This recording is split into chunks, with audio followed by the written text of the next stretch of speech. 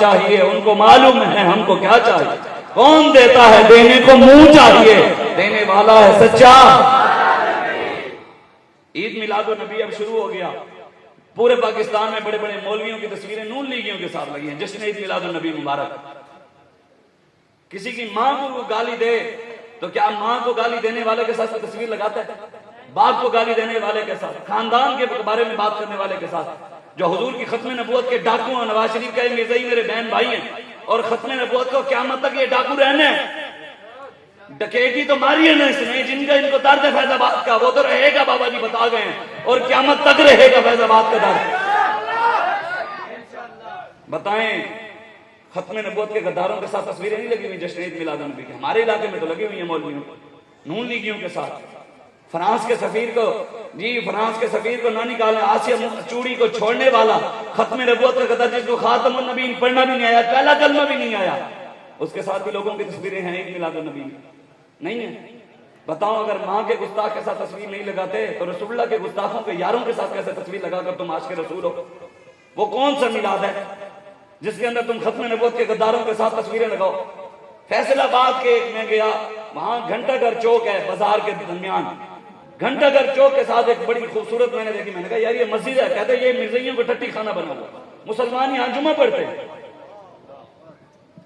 کسی کو پتہ نہیں، مولویوں کا کام تھا نا بتانا ختم نبوت کا، علماء کا کام تھا نا منبر پر بیٹھ کر لوگوں کو بتاتے کہ مرزائیوں کے کفر میں شک کرنے والا بھی کافر ہے اور جمعے پڑھنے والا، ان کو بہن بھائی کہنے والا تھا۔ اس لیے تو لوگوں نے کہا ہم نے ختم نبوت پر پہرا نہیں دیا۔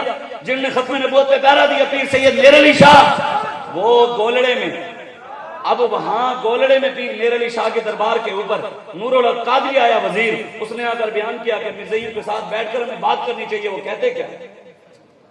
بتائیں، جن بزرگوں نے اتنا بڑا پہرا دیا ان کی درباروں پہ یہ باتیں ہو رہی ہیں کہ مرزائیوں کے ساتھ بیٹھنا چاہیے۔ کون کھڑا ہوگا؟ ہم صرف آپس میں سچی بات کہتا ہوں، خدا کی قسم، موبائل پہ واٹس ایپ پہ دین تخت پہ نہیں آئے گا، موبائل کے ذریعے نہیں آئے گا، آپس میں ایک دوسرے کو ویڈیو بھیجنے سے دین تخت پہ نہیں آئے گا۔ دین تخت پہ آئے گا جب ہم گلی کوچوں میں نکلیں گے، لوگوں کے گھروں تک جائیں گے۔ عبدالستار خان نیازی رحمت اللہ تعالی علیہ، آپ کمپین جو کرتے تھے نا، سارا دن صبح نکلتے شام تک، اور یہ بھی آپ کے بارے میں بڑا مشہور ہے کہ عبدالستار خان نیازی نور اللہ مرقدہ، وہ آپ کسی کی بیٹھک میں بھی نہیں جاتے تھے، وہاں جو سنیوں کی مسجد ہوتی نا اس میں اعلان کرتے تھے آ جاؤ بھائی، نیازی صاحب آ رہے ہیں، اعلان ہوتا تھا، پھر لوگ اکٹھے ہوتے تھے، نیازی صاحب ان کو دین کی دعوت دیتے تھے کہ آؤ نظام مصطفیٰ کے لیے۔ جب تک ہم گلی کوچے تک لوگوں کے گھر گھر جا تک، چاہے اپنا ہے چاہے پرایا ہے، پیغام حضور کا دین کا دینا پڑے گا، جانا پڑے گا، پھر حضور کا دین آئے گا، اور انشاءاللہ ہم لائیں گے بھی صحیح، لیکن اس کے لیے پہلے محنت ضروری ہے، ہر ظالم کے ساتھ ٹکرانا ضروری ہے، ہر ظالم کی آنکھوں میں آنکھیں ڈالنا ضروری ہے۔ حضرت عبداللہ بن مبارک رضی اللہ تعالیٰ عنہ، یہ امام الفقہاء ہیں، کون کون جانتا ہے ان کو؟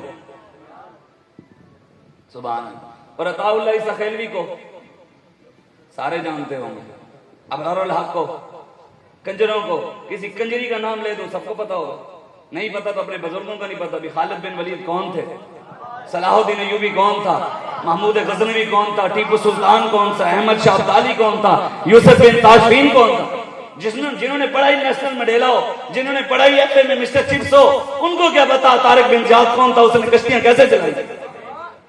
علامہ اقبال کہتا ہے نا، تجھے آواز سے کچھ نسبت ہو نہیں سکتی، تو گفتار وہ کردار، تو ثابت وہ سیارہ، مگر وہ علم کے موتی وہ کتابیں آبا کی، دیکھا جب ان کو یورپ میں تو دل ہوا سیپار۔ اقبال کہتے تیرے آبا و اجداد کی کتابیں میں نے غیروں کے پاس دیکھی اور ان کی کتابیں تیرے پاس دیکھی، میرا دل ٹوٹ گیا۔